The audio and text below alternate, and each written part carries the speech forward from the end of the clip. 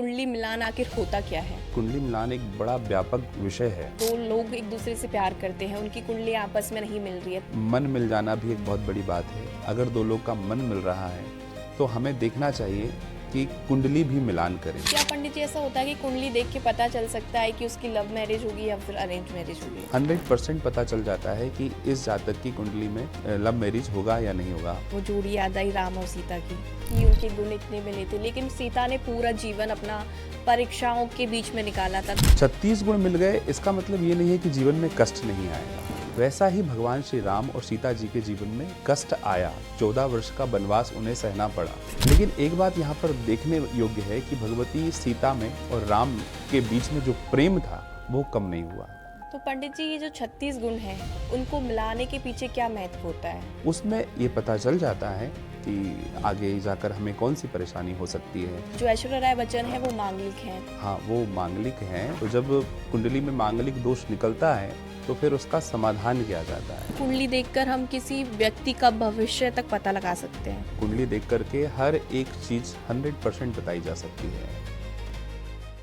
आज का सवाल हर इंसान के मन में एक ना एक दिन जरूर आया होगा कि शादी से पहले 36 गुणों का मिलना कितना जरूरी होता है। अगर गुण ना मिले तो क्या शादी करना सही नहीं है? नमस्कार, श्री दिशा भक्ति का खास कार्यक्रम देख रहे हैं आप। मैं हूं आपके साथ प्राची मिश्रा। आज के इस पॉडकास्ट में बात करेंगे हम 36 गुणों के बारे में कि क्यों 36 गुणों का मिलना इतना जरूरी होता है, या फिर जो व्यक्ति एक दूसरे से प्यार करते हैं अगर उनकी कुंडली में 36 गुण नहीं मिल पाते तो क्या उन्हें शादी नहीं करनी चाहिए? तो इन्हीं सभी सवालों का जवाब देने के लिए हमारे साथ स्टूडियो में मौजूद है ज्योतिषाचार्य चैतन्य जी महाराज। तो बहुत बहुत स्वागत है पंडित जी। सबसे पहले आपका, आप हमारे दर्शकों को अपना परिचय दे दीजिए। बहुत बहुत धन्यवाद। मैं आचार्य चैतन्य हूँ। काशी से ज्योतिष का अध्ययन ही मैंने किया हुआ है और मुझे बहुत खुशी है दिशा भक्ति से जुड़ कर के। बड़ा अच्छा लगा मुझे और आपने मुझे यहाँ पे बुलाया, इसके लिए बहुत बहुत धन्यवाद। आज हम लोग इस विषय पर बहुत अच्छे विस्तार से चर्चा करेंगे। सबसे पहले पंडित जी हम बात करेंगे कि कुंडली मिलान आखिर होता क्या है। तो हमें समझना होगा कि आखिर ये कुंडली मिलान है क्या और कुंडली मिलान की इतनी आवश्यकता क्यों है।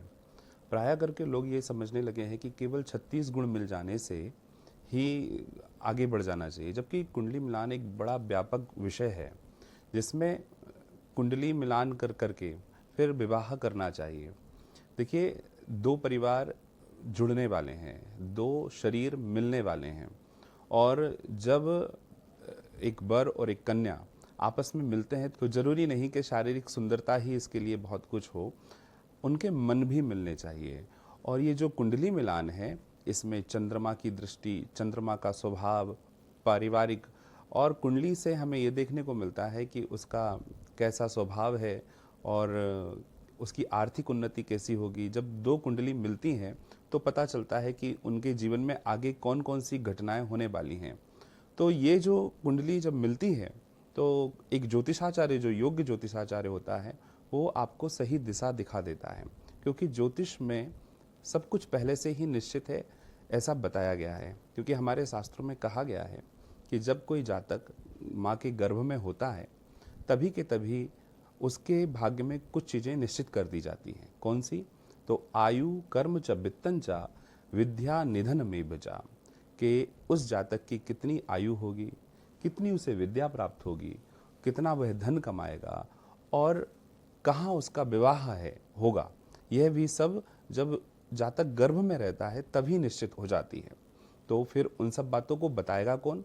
वो ज्योतिष विद्या से बताया जा सकता है। तो पंडित जी, जो ये कुंडली मिलान की जो परंपरा है वो कैसे स्टार्ट हुई थी? कुंडली मिलान की परंपरा शुरू से ही है, क्योंकि कि ज्योतिष जो है ना, वो वेदों का नेत्र कहा गया। ज्योतिषम नेत्र मुच्यते।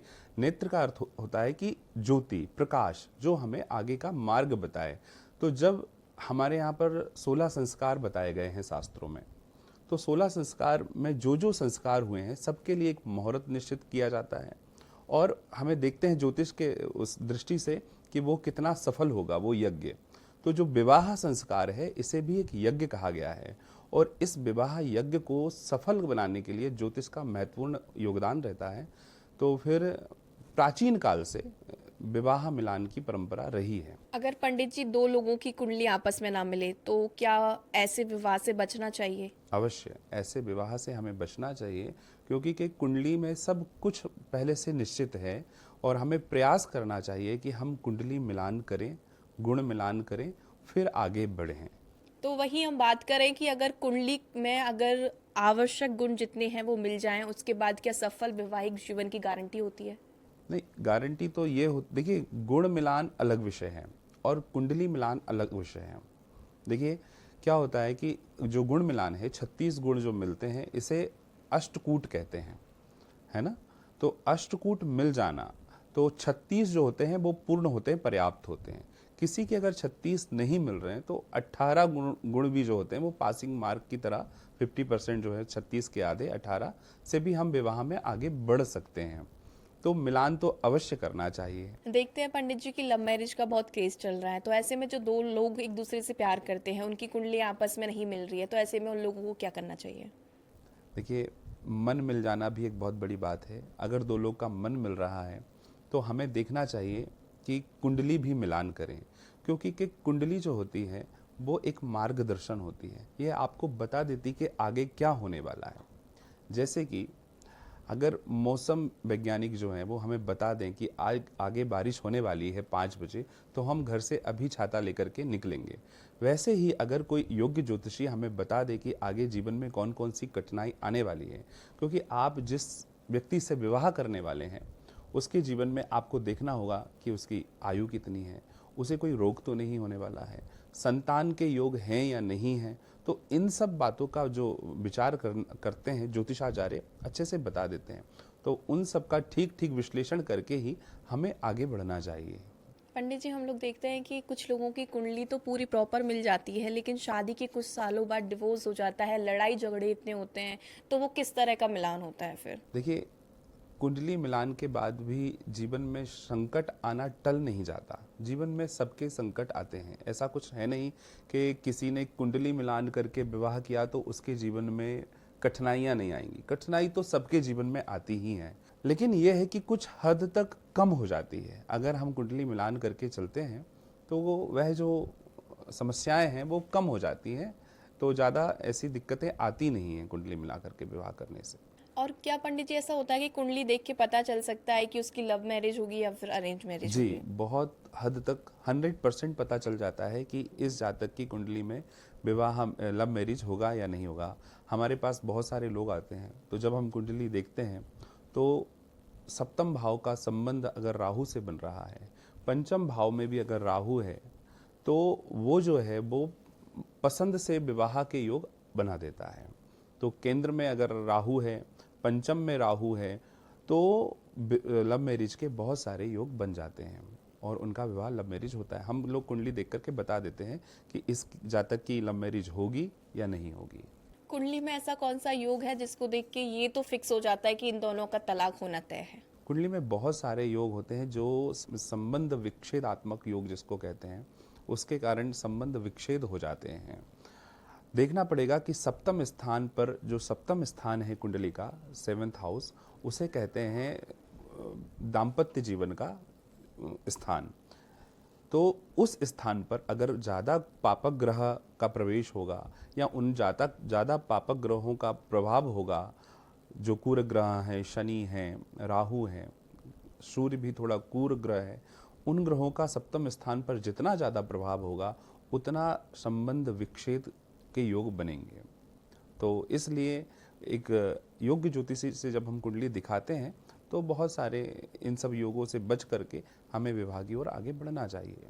क्या कुंडली मिलाने के बाद भी जो वैवाहिक जीवन है वो सफल हो सकता है, या फिर मैं कहूँ कि अगर कुंडली नहीं मिलाते हम दो लोगों की, तो क्या उसके बाद वो लोग आसानी से वैवाहिक जीवन निकाल सकते हैं अपना? देखिए, कई लोग कुंडली नहीं मिलवाते हैं और कई लोग मिलवाते हैं, लेकिन जो लोग कुंडली मिलवाते हैं तो उससे बहुत कुछ हमें पता चल जाता है जातक के विषय के, जिससे हम विवाह करने वाले हैं उसके विषय में।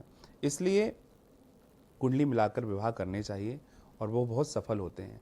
आज आप देख रहे होंगे, आज से आप 400 वर्ष 500 वर्ष पूर्व जाओ तो हमारे सनातन पद्धति में सब विवाह जो होते थे वो बहुत देख परख करके परिवार की सहमति से अच्छे से विवाह होते थे, जिसमें कुंडली मिलान को भी प्राथमिकता दी जाती थी। तो उस समय आपने तलाक और विच्छेदात्मक जो शब्द हैं वो सब शब्द नहीं सुने होंगे। अब ये जो तलाक के जो केसेस आ रहे हैं अभी पिछले 50 वर्षों में बहुत ज़्यादा अधिक आ रहे हैं। क्यों? क्योंकि सब मनमाने ढंग से विवाह कर रहे हैं, तो ऐसे योग बन रहे हैं। आपने पुराने समय की बात करी तो मुझे एक जो है वो जोड़ी याद आई राम और सीता की, कि उनके गुण इतने मिले थे, लेकिन सीता ने पूरा जीवन अपना परीक्षाओं के बीच में निकाला था, तो वो कैसा मिलान था? देखिए, कई लोग ऐसा कहते हैं कि भगवान श्री राम और भगवती सीता का विवाह हुआ और उनके विवाह में 36 गुण मिले और उसके बाद भी उनको इतने कष्ट क्यों उठाने पड़े। तो हमें सबसे पहले ये देखना होगा कि भगवती सीता जी और राम जी का जो विवाह हुआ वो बड़े विधि विधान से मिलान कर कर योग्य ज्योतिषी, वहाँ पर तो बड़े बड़े आचार्य थे, उनके द्वारा संपन्न हुआ। दो चीज़ें इसमें बहुत प्रधान रूप से हमें ध्यान देने होगी। 36 गुण मिल गए इसका मतलब ये नहीं है कि जीवन में कष्ट नहीं आएगा। कष्ट सबके जीवन में आता है, जो मैं पहले पूर्व में बता चुका हूँ। वैसा ही भगवान श्री राम और सीता जी के जीवन में कष्ट आया, 14 वर्ष का वनवास उन्हें सहना पड़ा।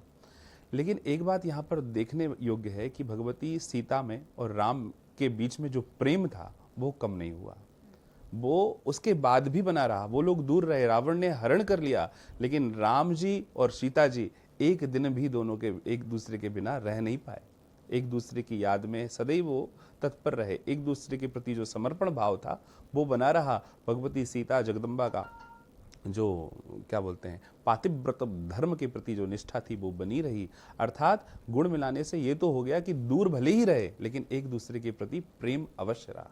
तो पंडित जी, ये जो 36 गुण हैं उनको मिलाने के पीछे क्या महत्व होता है? ये इनको अष्टकूट कहते हैं। तो जब भी ये वैश्य होते हैं, गण होता है, तारा होता है, भकूट होता है और नाड़ी होती है, ऐसे करके इन अष्टकूटों को मिला करके जब 36 गुण मिल जाते हैं तो देखा जाता है कि उनका स्वभाव और मतलब कन्या का स्वभाव और वर का स्वभाव जीवन भर कैसा रहेगा। लेकिन मैं फिर भी एक बात कहूँगा कि केवल गुण मिलान तक सीमित ना होकर के कुंडली मिलान पर आगे बढ़ना चाहिए। क्यों? क्योंकि के जो गुण हैं वो चंद्रमा के नक्षत्र से जो जातक का नाम बना उसके आधार पर गुण मिलान किए जाते हैं। तो गुण जो है वो बहुत छोटी बेसिक चीज़ है, लेकिन कुंडली मिलान जो है वो बड़ी व्यापक है। उसमें ये पता चल जाता है कि आगे जाकर हमें कौन सी परेशानी हो सकती है, इनको कौन सी बीमारी हो सकती है, क्या संतान के योग हमारे जीवन में होंगे या नहीं होंगे। तो ये सब हमें कुंडली से प्राप्त होगा, इसलिए कुंडली मिलानी चाहिए, गुण को भी सम्मान देना चाहिए। पंडित जी, हम आजकल देखते हैं कि बहुत सारे ऐसे ऐप आ गए हैं जो कुंडली मिलान करते हैं, तो क्या ऑनलाइन जो कुंडली मिलान होता है उन पर हमें भरोसा करना चाहिए? देखिए, जहाँ तक मैथ का विषय है, मतलब गणित का विषय है, तो कंप्यूटर अच्छा कर देता है। जैसे हमें कोई सवाल का जवाब चाहिए तो कैलकुलेटर से वो जो है जोड़ घटाना वगैरह सही हो जाता है। लेकिन जहाँ बात जीवन की आती है वहाँ पर हमें ऑनलाइन ना जा करके एक अच्छे ज्योतिषी के पास जाना चाहिए। जैसे किसी को कोई बीमारी हो जाए तो बीमारी के लिए हम गूगल बाबा से पूछ लेते हैं कि भैया ये रोग हो रहा है, तो वो बहुत सारे उपाय बता देगा, बहुत सारी चीज़ें बता देगा, लेकिन अंतिम में गूगल भी लिख देता है कि डॉक्टर की सलाह से लें। तो वैसे ही जो ज्योतिष है उसके लिए योग्य ज्योतिषी के पास जाना चाहिए, हर चीज़ ऑनलाइन से नहीं करनी चाहिए। क्योंकि जब हमें छोटा सा रोग होता है तो हम अच्छे से अच्छा डॉक्टर देखते हैं, तो वैसे ही ज्योतिष जो है वो हमारा जीवन का सवाल है, तो हमें अच्छे से अच्छे योग्य ज्योतिषी के पास जाना चाहिए। शादी के लिए कम से कम 18 गुण का मिलना बहुत ज़रूरी होता है। अगर किसी व्यक्ति के 18 गुण से नीचे मिलते हैं, अगर उनकी शादी आगे नहीं हो पाती है, तो उसके लिए क्या उपाय है कोई? वैसे तो अगर गुण नहीं मिल रहे हैं तो कहते हैं कि दूसरे नाम से विचार कर लेना चाहिए।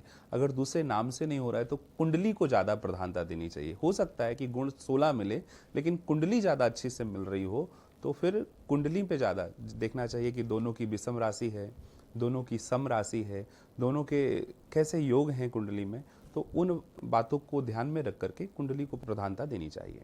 अगर कुंडली में नाड़ी दोष हो तो क्या वो नुकसान पहुंचा सकता है जातक को? अवश्य नाड़ी दोष पर बहुत विचार करना चाहिए। नाड़ी दोष के विषय में शास्त्रों में कहा गया है कि अगर एक नाड़ी है तो बचना चाहिए, विवाह से बचना चाहिए। और नाड़ी दोष पर बहुत ज़्यादा शास्त्रों में चिंतन किया गया है और बताया गया है कि नाड़ी दोष अगर है तो विवाह नहीं करना चाहिए। तो पंडित जी, नाड़ी दोष आखिर होता क्या है? नाड़ी दोष होता है, शास्त्रों में नाड़ी दोष के विषय में बहुत सारी बातें बताई गई हैं। तो हमें ये देखना होगा कि अगर किसी की मिलान करने के समय में अगर नाड़ी दोष आ रहा है तो इसमें होता क्या है कि सबके एक एक वर्ण होता है। जैसे आपका कोई नाम है तो आपका एक वर्ण होगा, तो इसमें ब्राह्मण, क्षत्रिय, वैश्य और शूद्र वो आते हैं। ये हम लोग की जाति वाला नहीं है, ये नाम के हिसाब से जब जातक का जन्म हुआ था उस समय चंद्रमा कौन से नक्षत्र में था, उस भाव से, उस दृष्टि से देखा जाएगा कि इसका वर्ण कौन सा है। तो ब्राह्मण वर्ण का जो जातक होगा कुंड उसमें मिलान की सारणी में, तो वहाँ पर नाड़ी दोष बहुत ज़्यादा देखा जाएगा। क्षत्रिय को उतना नाड़ी दोष नहीं लगेगा। इस प्रकार से होता है। तो नाड़ी दोष जो होता है उससे हमें बचना चाहिए। और नाड़ी दोष में विवाह करने के बाद सबसे ज़्यादा जो दिक्कत आती है वो संतान उत्पत्ति में आती है। मांगलिक दोष क्या होता है? शास्त्रों में कहा गया है कि लग्ने व्यये च पाताले च अष्टमे कुजे कन्या भृतु विनाशाया भृतु कन्या विनाशिते। ऐसा कहा गया कि लग्न में, चौथे में, सातवें में, आठवें में और 12वें भाव में अगर मंगल विराजमान है तो वह कुंडली मांगलिक होती है। और जब कुंडली मांगलिक होती है तो हमें प्रयास ये करना चाहिए कि वर की कुंडली मांगलिक है तो कन्या की कुंडली भी मांगलिक हो। अगर दोनों की मांगलिक है तो वह विवाह अच्छे से सफल हो जाता है। और अगर वर की कुंडली मांगलिक है और कन्या की नहीं है तो फिर दिक्कत आती है, परेशानी आती है। बॉलीवुड का एक फेमस कपल है अभिषेक बच्चन और ऐश्वर्या राय बच्चन। जो ऐश्वर्या राय बच्चन है वो मांगलिक हैं, तो ऐसा कहते हैं कि जो उनका मांगलिक होना है वो उनकी शादी वाला जो रिश्ता है उसमें टकरार लेके आता है। ये कितना सही है? हाँ, वो मांगलिक हैं और उनको बताया गया, उनके जो गुरुजी हैं श्री चंद्रमौली उपाध्याय बनारस में काशी के ही हैं, और जब मांगलिक दोष हुआ, कुंडली का मिलान हुआ तो दोष निकल कर के आया तो उनका समाधान भी उन्होंने किया। तो जब कुंडली में मांगलिक दोष निकलता है तो फिर उसका समाधान किया जाता है। समाधान में आक विवाह बताया गया है, कुंभ विवाह बताया गया है। तो ऐसे ऐसे करके विवाह करके मांगलिक दोष को कम किया जा सकता है। और कुंडली में देखा जाता है कि जब 30 वर्ष से अवस्था ज़्यादा हो जाती है किसी की, तो वैसे ही मंगल दोष जो है वो कम हो जाता है। और जो मांगलिक दोष होता है उसे लोगों ने बहुत गलत समझ लिया है।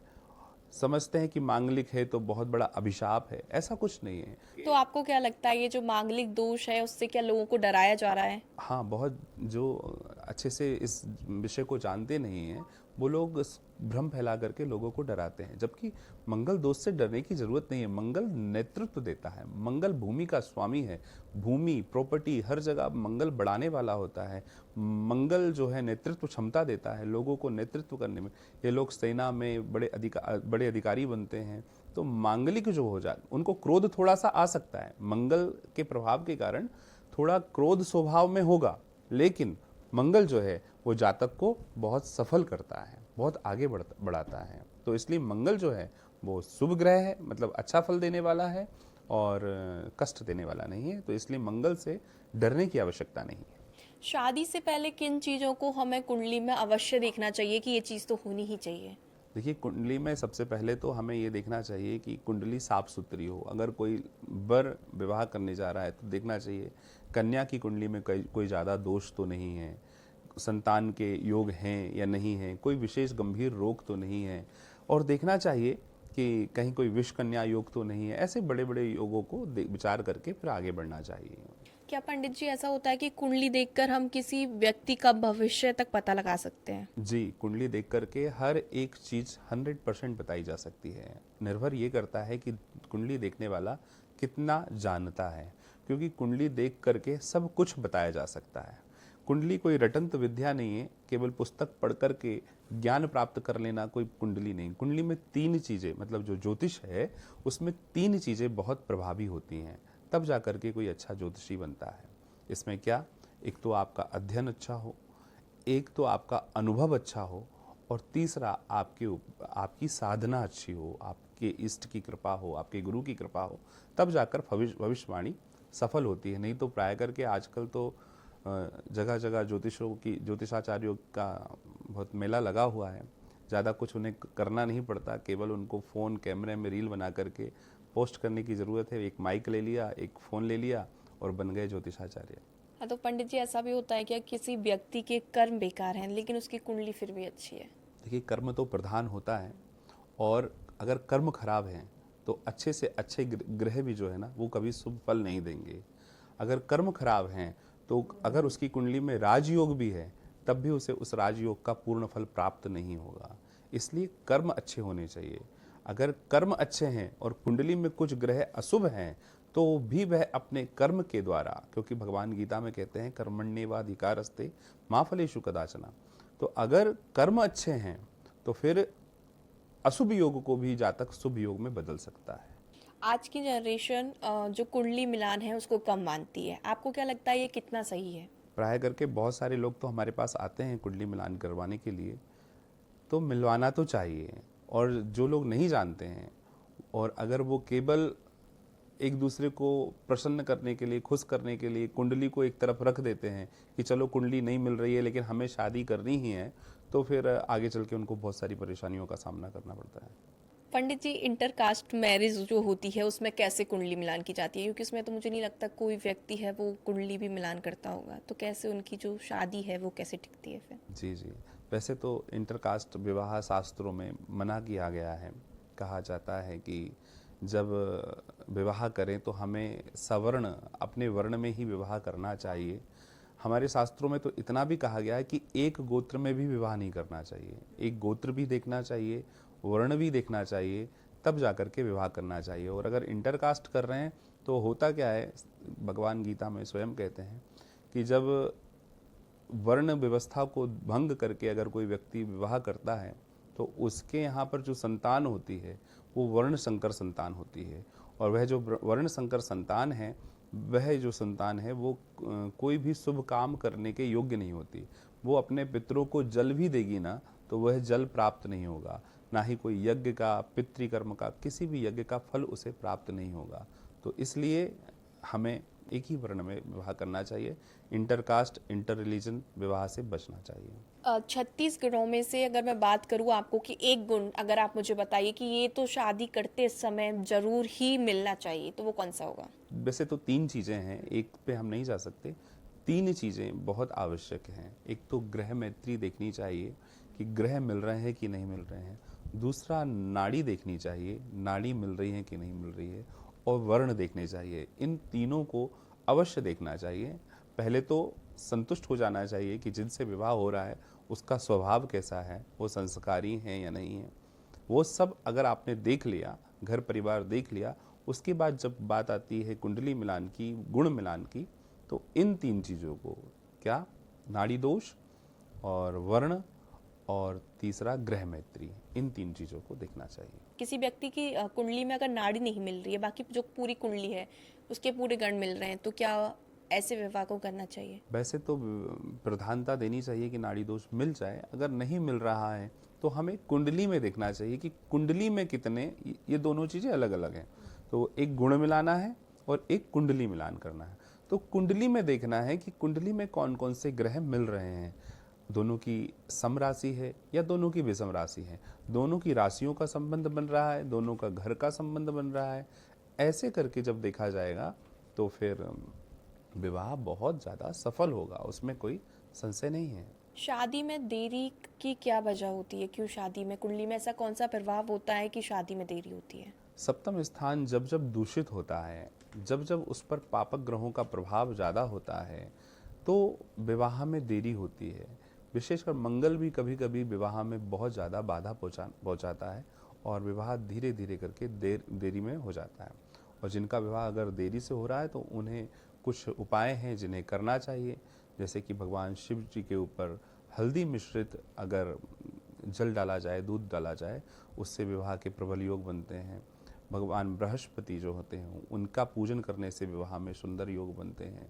तो जिसके विवाह में अगर देरी हो रही है, किसी कन्या के विवाह में देरी हो रही है, तो उसे कात्यायनी महामाये महायोगिनिधीश्वरी नंद गोप सुतम देही पति में कुरुते नमः, इस मंत्र का जाप करना चाहिए। उससे उसका विवाह जल्दी हो जाता है। पंडित जी एक सलाह, जो आप शादीशुदा युवक या फिर युवती को शादी से पहले देना चाहेंगे? देखिए, पहले तो मन मिला लेना चाहिए एक दूसरे के। जब मन मिल जाते हैं फिर हमें कुंडली मिलान के बाद अवश्य विवाह करना चाहिए, उसमें कोई दिक्कत नहीं है। हम देखते हैं कि बहुत सारे ऐसे ऐप आ गए हैं मार्केट में जो कुंडली मिलाते हैं, भविष्य बताते हैं। तो आपको क्या लगता है ये जो एआई का दौर है वो कितना सफल रहने वाला है ज्योतिष के अनुसार? जी, तो कुंडली मिलान तक तो ठीक है। कुंडली मिलान आप किसी भी एप्लीकेशन से करवा लो, गुण मिलान जो है वो सही बता देगा। लेकिन जहाँ पर कुंडली मिलान की ग्रहों की स्थिति की बात आएगी तब आपको एक अच्छे ज्योतिषी की ज़रूरत होगी। क्यों? क्योंकि उसमें एक सॉफ्टवेयर है और उसमें बस ये बता दिया गया है कि ये ग्रह यहाँ बैठेगा तो ये फल प्राप्त होगा। एक एग्जाम्पल देता हूँ। जैसे उसमें लिखा है कि बृहस्पति या शुक्र जिस जातक की कुंडली में लग्न में बैठ जाए, पहले स्थान में बैठ जाए, तो वो जातक गोरा होगा, गोर वर्ण का होगा, ऐसा शास्त्रों में लिखा हुआ है। अब यही कमांड एआई को दे दी गई, कंप्यूटर में दे दी गई। अब ये बताइए कि अगर वो जातक वेस्ट इंडीज में जन्म लेता है या श्रीलंका में जन्म लेता है तो क्या फिर वो गोरा होगा? नहीं होगा, क्योंकि जलवायु के प्रभाव के कारण, देश काल परिस्थिति के कारण उसका वर्ण बदल जाएगा। तो वो चीज़ कौन बताएगा? वो अनुभवी व्यक्ति बताएगा कि भाई नहीं नहीं, उसका जन्म वहाँ पे हुआ तो वो गोरा नहीं हो सकता, वो उसका वर्ण ये होगा। तो इस तरह से केवल एआई पे भरोसा नहीं करना है और कंप्यूटर पे भरोसा। मैं तकनीक के बिल्कुल विरोधी नहीं हूँ, मुझे तकनीक बहुत अच्छी लगती है। आज इन्हीं के कारण आज हम सब लोग बात कर रहे हैं और अपनी बातों को लोगों तक पहुंचा पा रहे हैं, तो ये बहुत अच्छी बात है। परंतु लेकिन जब बात जीवन की हो तो हमें किसी एक अच्छे स्पेशलिस्ट के पास जाना चाहिए और फिर मिलान करवाना चाहिए और ज्योतिष मतलब जीवन की जो भी बातें हैं वो पूछनी चाहिए। वो कुंडली अवश्य बता देती है। जो कुंडली है उसमें कैसे पता लगा जा सकता है कि उसकी जो युवक है उसकी दूसरी शादी होगी या फिर जो युवती है उसकी दूसरी शादी होना तय है? कुंडली में ऐसे 2 विवाह के 3 विवाह के योग होते हैं जिन्हें देख करके बताया जा सकता है कि इस जातक के 2 विवाह होंगे। तो जब जब सप्तम स्थान का संबंध जो है पंचम से बनता है तब तब 2 विवाह के योग अवश्य बनते हैं। तो इसलिए अगर राहु पंचम स्थान पर है तो भी वो एक्स्ट्रा मटेरियल अफेयर जो है वो अवश्य करवा देता है। तो राहु जो पापक ग्रह है वो पाप कर्म में लिप्त करवाता है। तो केंद्र में, सप्तम में, पंचम में जब जब राहु होगा तो वो ऐसे करके हमारे 2 विवाह के योग बनाएगा। क्या भगवान की भक्ति है वो ग्रहों के प्रभाव को कम करती है? भगवान की भक्ति ग्रहों के प्रभाव को अवश्य कम कर सकती है, क्योंकि कि जितने भी ग्रह हैं ना, ये सब भगवान के अधीन हैं। सारा जगत जो है वो सब इनके अधीन है। तो भगवान की जो भक्ति है वो ग्रहों के प्रभाव को अवश्य कर देती है, कम कर देती है। लेकिन भक्ति भी कैसी हो ये भी बहुत बड़ा विषय है, क्योंकि आजकल जो भक्ति हो रही है वो देखा देखी की भक्ति हो रही है। शास्त्रों में कहा गया है कि सबई पुंसा परो धर्मो यतो भक्ति रधोक्षजे अहेतुक्या अप्रतिहता ययात्मा संप्रसीदति। भगवान की भक्ति अहेतु की होनी चाहिए, मतलब कोई डिमांड नहीं होनी चाहिए।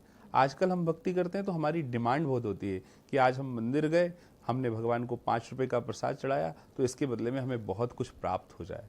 तो ऐसी भक्ति नहीं, देखा देखी वाली भक्ति नहीं कि उन्होंने भगवान को 56 भोग लगाए तो हम भगवान को 60 भोग लगाएं।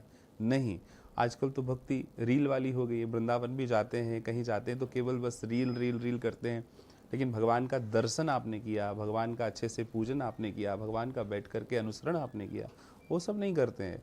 केवल दिखावे की भक्ति हो गई है, लोभ की भक्ति हो गई है, और ऐसी भक्ति भगवान को प्रिय नहीं है।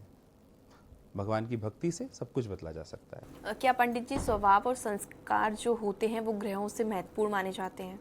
देखिए, ग्रहों का काम अलग है और स्वभाव और संस्कार ये हमें प्राप्त होते हैं अपने परिवार से, अपने कुटुंब से। तो बहुत ज़्यादा ग्रहों के प्रभाव से हमारा स्वभाव भी बनता है, परंतु संस्कार जो है वो घर से प्राप्त होते हैं। तो इन दोनों को, स्वभाव और संस्कार अच्छे होना बहुत ज़्यादा जरूरी है। ग्रहों से ज़्यादा जरूरी संस्कार और स्वभाव होना चाहिए मनुष्य का। कुंडली या फिर केमिस्ट्री? कुंडली। लव या फिर लक? लव। भाग्य या फिर कर्म? कर्म। अरेंज या फिर लव मैरिज? दोनों सही हैं, अगर सबकी सहमति से किया जाए, सबको संतुष्ट करके खुश करके किया जाए और कुंडली मिलान करके किया जाए तो दोनों सही है। 36 गुण या फिर 100% ट्रस्ट? ट्रस्ट, विश्वास आपस में अवश्य होना चाहिए, और जब दोनों में विश्वास हो तो फिर कुंडली की ओर जाएं और फिर विवाह करें। रेड फ्लैग या फिर ग्रह दोष? ग्रह दोष, पहले दिल या फिर पहले कुंडली? दोनों जरूरी है, लेकिन पहले कुंडली ज़्यादा आवश्यक है, क्योंकि कुंडली अगर मिल गई तो दिल फिर अपने आप मिल जाएगा। सबसे बड़ा मिथ? बहुत सारे ग्रहों के दोषों को बहुत बड़ा चढ़ा करके बताया, उतना उनका ऐसा है नहीं। सबसे बड़ी गलती जो लोग शादी से पहले जरूर करते हैं? सबसे बड़ी गलती ये है कि ये जो विवाह है ना, ये दो लोगों का संबंध है और ये एक संस्कार है। इसको क्या कर दिया है आजकल लोगों ने, बहुत शॉर्ट कर दिया है, केवल ये एक इवेंट बन करके रह गया है। तो जो विवाह है उस यज्ञ को अच्छे से विधि विधान से अगर कोई मनुष्य करे तो बहुत ज़्यादा सफलता की गारंटी है। आजकल होता क्या है कि सजावट में लाखों रुपए खर्च किए जाते हैं, खाने में व्यंजन में बहुत सारे पकवान बनाए जाते हैं, लेकिन जहाँ पर पूजा पाठ की बात आती है, जब विवाह जो संस्कार है जिसके लिए ये सारी चीज़ें रची गई हैं, जो सारी व्यवस्थाएं बनाई गई हैं, उस ही विवाह का जब समय आता है तो फिर कहते हैं कि पंडित जी जल्दी जल्दी करो, पंडित जी ऐसा करो, पंडित जी वैसा करो, हमें तो निकलना है, सुबह विदाई का मुहूर्त है, आप तो जल्दी से ख़त्म करो। आपने जब उस यज्ञ को अच्छे से विधि विधान से होने नहीं दिया, पंडित जी को प्रसन्न नहीं किया, उनका सम्मान नहीं किया, उस यज्ञ में देवताओं का अच्छे से पूजन नहीं हुआ, तो फिर विवाह कैसे सफल होगा। भले ही हमें और चीज़ों को कम कर देना चाहिए, परंतु पूजा पाठ मुहूर्त जो है उसको बहुत ज़्यादा प्रधानता देनी चाहिए। तो ये गलती कभी ना करें। पंडित जी, ऐसी कौन सी टिप होगी जो आप बताना चाहेंगे हमारे दर्शकों को कि वैवाहिक जीवन के लिए अगर आप सुख समृद्धि चाहते हैं तो ये चीज़ जरूर करें? दोनों लोग जो भी हैं वो परस्पर विश्वास रखें, परस्पर प्रेम रखें, माता पिता का आपस में सम्मान करें और फिर भगवान की भक्ति करते रहें, और इससे उनका जीवन बहुत आगे जाएगा, अच्छे से उनका विवाह जो है वो सफल होगा। पंडित जी, आपको क्या लगता है कि आजकल वर्तमान समय में वैवाहिक जीवन में ऐसी कौन सी मेन प्रॉब्लम है जिसकी वजह से डिवोर्स हो रहे हैं या फिर शादियां टूट रही हैं? परस्पर प्रेम उतना रहा नहीं है, और क्या है कि कुंडली भी ये लोग नहीं मैच करवाते, बस केवल ऊपरी आवरण से प्रभावित होकर के विवाह के बंधन में बन जाते हैं, जबकि ये एक बहुत बड़ा यज्ञ है, जैसा कि मैं पहले बता चुका हूँ। तो सहमति जो है, कन्या की भी सहमति लेनी चाहिए और वर की भी सहमति बहुत ज़्यादा लेनी चाहिए। इन दोनों की सहमति हो और फिर कुंडली का मिलान करवाना चाहिए। जब कुंडली का मिलान हो जाए तो कुंडली में देख करके ज्योतिषाचार्य बता सकते हैं कि इसके विवाह में अभी 2 वर्ष की देरी है, तब इस विवाह को करना चाहिए, या इनको ये समस्याएं हो सकती हैं, तब जा कर के इन सब बातों का विचार करके फिर आगे बढ़ना चाहिए, तो फिर विवाह सफल होता है। आजकल कुंडली दिखाते नहीं हैं और ऐसे ही विवाह निश्चित कर देते हैं। हो सकता है कि उस कन्या का मन कहीं और हो, कि कुंडली में कुछ प्रेम प्रसंग हो, कहीं प्रेम विवाह के योग बने हुए हो, और हमने विवाह निश्चित कर दिया, तो फिर बहुत सारी परेशानियां आती है। लेकिन एक योग्य ज्योतिषाचार्य होगा तो वो देख करके बता देगा कि विवाह में इतनी देरी होगी, इतने दिनों बाद विवाह करना चाहिए और कैसे विवाह करना चाहिए। तो बहुत बहुत धन्यवाद पंडित जी, आपने हमारे इतने सारे सवालों का जवाब दिया। तो ये थे हमारे साथ एस्ट्रोलॉजर चैतन्य जी महाराज, जिन्होंने बताया कि कुंडली में नाड़ी दोष क्या होता है, 36 गुण कैसे काम करते हैं, या फिर मांगलिक दोष कितना जरूरी होता है। तो ऐसी ही जानकारी के लिए आप देखते रहिए श्री दिशा भक्ति। तब तक के लिए नमस्कार।